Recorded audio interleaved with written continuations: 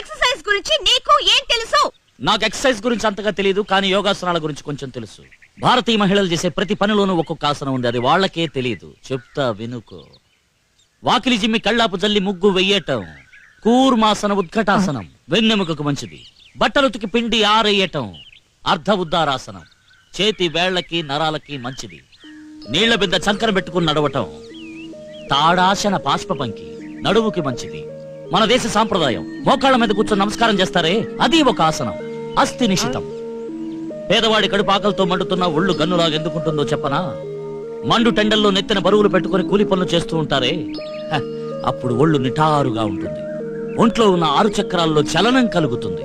మూలాధారం, స్వాధిష్టానం, మణిపుర, అనాహత, విశుద్ధ, ఆజ్ఞ.